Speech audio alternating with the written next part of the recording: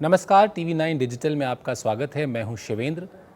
भारतीय T20 league के दूसरे फेज़ या दूसरे चरण कहें, उसकी शुरुआत हो गई है और उसके साथ ही साथ शुरुआत हो गई है लीग की जो सबसे कामयाब टीम है, लीग के इतिहास की जो सबसे कामयाब टीम है मुंबई इंडियंस, उसकी परेशानी की। वो परेशानी है कप्तान रोहित शर्मा और की player, star player Hardik Pandya का अनफिट होना। आपको पता है पहला मैच जो मुंबई इंडियंस ने खेला वो उसे गंवाना पड़ा और चेन्नई ने 20 रन से उसको हराया। और अब जो अगला मैच है मुंबई इंडियंस का वो है 23 तारीख को कोलकाता नाइट राइडर्स के खिलाफ। अब जो पूरा चर्चा का विषय है वो यही है कि क्या रोहित शर्मा और हार्दिक पांड्या की गैर मौजूदगी में मुंबई की टीम जो अभी टॉप 4 में है यानी प्लेऑफ की रेस में है, वो क्या वापसी कर पाएगी मैदान में? क्या वो इन दोनों खिलाड़ियों के बिना भी जीतना जानती है? अब इस वीडियो में हम इस खबर के कुछ जो पहलू हैं संभावित, उस पर बातचीत करते हैं। रोहित शर्मा को हैमस्ट्रिंग है, कोई समस्या नहीं है। ऐसा माना जा रहा है कि रोहित शर्मा बहुत जल्दी मैदान में वापस आ जाएंगे क्योंकि उनकी परेशानी सिर्फ प्रिकॉशनरी, एहतियातन नहीं खेले वो, ताकि उनकी दिक्कत बढ़े ना।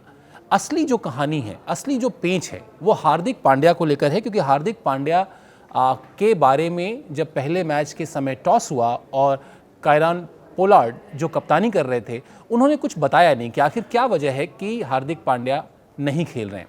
आपको बता दें कि पिछले तकरीबन 3 साल से हार्दिक पांड्या की लोअर बैक में प्रॉब्लम है और यही वजह है कि कुल जो उनका करियर है हार्दिक पांड्या का वो लगभग 5 साल का है, जिसमें से 3 साल मैंने आपको बताया कि वो इसी परेशानी से जूझ रहे हैं। यानी जो वो मैच नहीं खेल पाए, अभी ये नहीं कहा जा सकता कि अगले मैच में वो खेलेंगे या नहीं, पहली बात। दूसरी बात ये उठती है, इससे सवाल ये उठता है कि अभी जो T20 वर्ल्ड कप के लिए टीम चुनी गई है, आखिर उसमें हार्दिक पांड्या का नाम कैसे आ गया?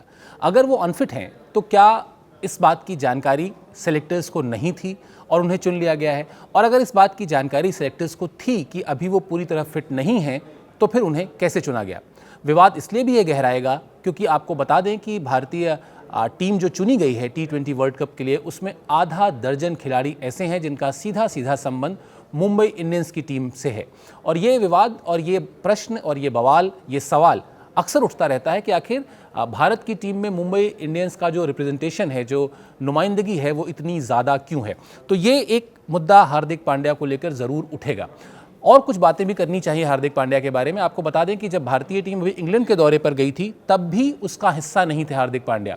हाँ, वो उस सीरीज़ का हिस्सा ज़रूर थे जब भारतीय टीम शिखर धवन की कप्तानी में अभी श्रीलंका गई थी। आपको याद होगा जिस सीरीज़ में राहुल द्रविड़ भारतीय टीम के कोच थे। लेकिन उस सीरीज़ में उनकी परफॉर्मेंस क्या रही हार्दिक पांड्या की? यानी फिटनेस पर तो हम बात कर ही चुके हैं, अब उनकी परफॉर्मेंस पर बात कर लेते हैं। श्रीलंका में जो उन्होंने 3 वनडे खेले थे उसमें उन्होंने बनाए थे 19 रन, सिर्फ 19 रन। इसके अलावा 3 मैच में, तीनों मैच में मिलाकर उन्होंने सिर्फ 14 ओवर फेंके थे। तो एक ऑलराउंडर की जो उनकी छवि है, जो ऑलराउंडर की हैसियत से वो भारतीय टीम में खेलते हैं, क्या एक ऑलराउंडर सिर्फ 3 मैच में सिर्फ 14 ओवर फेंक कर जस्टिफाई कर सकता है अपने आप को? ये एक सवाल है।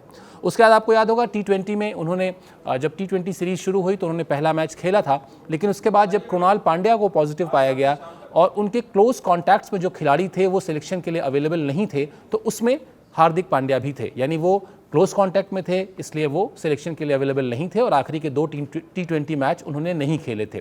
तो अब अगर यहाँ पर हम 1 सेकंड के लिए पॉज लें कि वो टीम से जब बाहर हुए या सिलेक्शन के लिए अनअवेलेबल थे, तो उसकी वजह थी कि वो कृणाल पांड्या के क्लोज कॉन्टैक्ट में थे, उनके फिटनेस का कोई इशू नहीं था।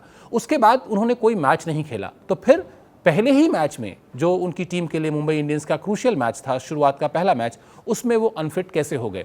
घूम फिर कर सवाल जहां से बात शुरू हुई थी यही होगा कि क्या 10 ओवर के मैच में, यानी अगर हम वनडे की बात कर रहे हैं जिसमें 10 ओवर एक गेंदबाज को फेंकना होता है, और 2020 में जहां 4 ओवर फेंकना होता है, क्या हार्दिक पांड्या आज की तारीख में ऑलराउंडर की अपनी जो इमेज है, ऑलराउंडर की जो उनकी हैसियत से वो खेलते हैं, उसको वो जस्टिफाई कर रहे हैं या नहीं? ऐसा नहीं हो सकता कि आप उनको सिर्फ बल्लेबाजी के आधार पर खिला लें या सिर्फ गेंदबाजी के आधार पर खिला लें और यहाँ पर आकर फिर हम ये कह सकते हैं कि जो लोग बहुत जल्दबाजी में थे और जो लोग ये कह रहे थे कि कपिल देव के बाद संभवतः पहला ऐसा ऑलराउंडर भारत को मिल गया है जो बहुत अच्छी खासी बल्लेबाजी करता है लोअर मिडिल ऑर्डर में और 140-135 किलोमीटर प्रति आवर के रफ्तार से गेंदबाजी भी करता है, तो ऐसा समय बहुत कम देखने को मिला। और उसके बाद से अगर आप देखेंगे तो मैदान के भीतर और मैदान के बाहर दोनों ही जगह हार्दिक पांड्या का वो रंग नहीं दिखाई दिया जो शुरुआत में दिखाई दिया था।